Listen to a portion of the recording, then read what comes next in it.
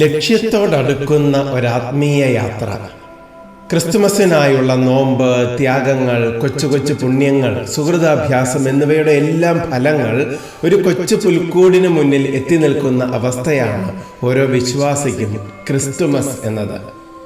സ്വർഗത്തിൽ നിന്നും ഭൂമിയിലേക്കുള്ള ദൈവത്തിൻ്റെ യാത്രയെ ധ്യാനിച്ചു തുടങ്ങി ഒടുവിൽ ഒരുക്കമുള്ള ഹൃദയങ്ങൾക്കെല്ലാം ദൈവ സാന്നിധ്യം ഉറപ്പു നൽകുന്ന ക്രിസ്തുമസോളം ഈ യാത്ര വളർന്നു. ആ യാത്രയുടെ ഫലം എന്നത് ഒറ്റ വാക്കിൽ ഇമ്മാനുവേൽ, ദൈവം നമ്മോടുകൂടെ എന്നതാണ്.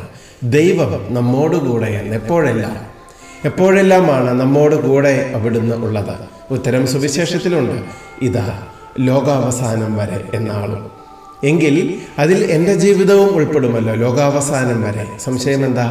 ഓരോ നിമിഷത്തിലും ദൈവം നിന്റെ കൂടെയുണ്ട്. അതാണ് ക്രിസ്തുമസിൻ്റെ പുണ്യം. ജോലി ചെയ്ത് മടുക്കുമ്പോഴും തളരുമ്പോഴും ഇമ്മാനുവേലായി ദൈവം കൂടെയുണ്ട്. പുതുവഴികൾ അവൻ ഒരുക്കിത്തരും. പ്രതീക്ഷകളൊന്നും അപ്പാടെ നടക്കാതെ നിരാശയിലേക്ക് മെല്ലെ മനസ്സ് ചായുമ്പോഴും നിറമുള്ള ചില പുലരികളെ അവൻ നമുക്കായി തയ്യാറാക്കി വെച്ചിട്ടുണ്ടാകും. നല്ല സുഹൃത്തുക്കളിലൂടെ, ചില സംഭവങ്ങളിലൂടെയൊക്കെ. ആരോഗ്യമൊക്കെ അപകടകരമായ സൈറൻ മുഴക്കി തുടങ്ങുമ്പോഴും അമിതമായി അകലപ്പെടേണ്ട, ദൈവം കൂടെയുണ്ട്. ഇത്രകാലം അവിടുന്ന് സ്നേഹിച്ച ഈ ജീവിതത്തെ എങ്ങനെയാണ് കൈവിടുക? ക്രിസ്തുമസ് നിൻ്റേത് കൂടെയാണ്. ജോലിയും കൂലിയും ഒന്നും ജീവിത സ്വപ്നങ്ങളെ പൂർത്തിയാക്കാൻ ഉതകുന്നില്ലല്ലോ എന്നോർത്ത് നൊമ്പരപ്പെടുമ്പോഴും ഒത്തിരി ഭയപ്പാട് വേണ്ട. കാരണം നമ്മുടെ ദൈവം നമ്മുടെ കൂടെയുണ്ടെന്നേ. അതല്ലേ ക്രിസ്തുമസ്. അപ്രതീക്ഷിതമായ ചില ഇരുട്ടടികൾ ജീവിതത്തെ വല്ലാതെ ഉലച്ചു കളയുമ്പോഴും പേടിക്കണ്ട. തിന്മയ്ക്കായി അവിടുന്ന് ഒന്നും ചെയ്യുന്നില്ലല്ലോ. അപകടത്തിൽ നിന്ന് പോലും നന്മയൊരുക്കാൻ നമ്മുടെ ദൈവത്തിനല്ലേ കഴിയൂ. ദൈവം കൂടെയുണ്ട്. പ്രാർത്ഥനകളും അതിൻ്റെ ബാഹ്യഫലങ്ങളും തമ്മിൽ ചേരാതെ വരുമ്പോഴും എന്തിനിത്ര കണക്കുകൂട്ടലുകൾ? ഒന്നും ആവശ്യമില്ല. നിന്റെ ദൈവമായ കർത്താവാണ് നിനക്കായി വഴിയൊരുക്കി തരുന്നത്. എന്തിന് ടെൻഷൻ? എത്ര ആഗ്രഹിച്ചിട്ടും ചില വീഴ്ചകളും ചില വേദനകളും കൂടപ്പിറപ്പായി നിൽക്കുമ്പോഴും മടുത്തു എന്നൊരു ചിന്ത വേണ്ട എന്നാണ് ക്രിസ്തുമസ് ഓർമ്മിപ്പിക്കുന്നത്. നിന്റെ ദൈവത്തിന് പ്രവർത്തിക്കാൻ കഴിയുമെന്ന്.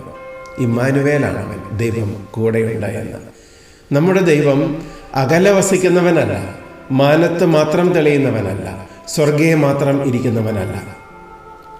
ക്രിസ്തുമസ് നമ്മോട് ആവർത്തിക്കുന്നു, ദൈവം നിന്നോട് കൂടെ.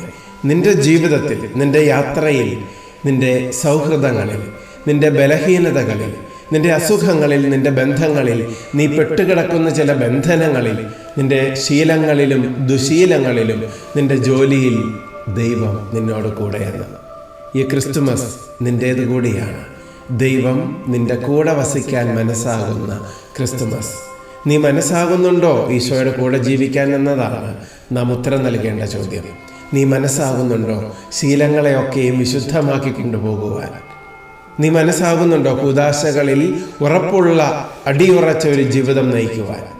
നീ മനസ്സാകുന്നുണ്ടോ നിന്റെ ജീവിത രീതികളും ഇടപാടുകളും കൊടുക്കൽ വാങ്ങലുകളുമൊക്കെ ശുദ്ധതയുള്ളതായി നിലനിർത്തുവാൻ? നീ മനസ്സാകുന്നുണ്ടോ വിശ്വാസത്തിൻ്റെ ഉറപ്പുള്ള ദൈവ പൈതലായി ജീവിക്കുവാൻ? 25 നാളുകളിലെ നിന്റെ ഒരുക്കങ്ങളെല്ലാം മിഴിപൂട്ടി കരം കൂപ്പി നന്ദി പറഞ്ഞ് ആ കുഞ്ഞുണ്ണിയുടെ കരങ്ങളിലേക്ക് കൊടുക്കുക. ഈശോ, ഉണ്ണീശോ ഇമ്മാനുവേലായി കൂടെ പോരും.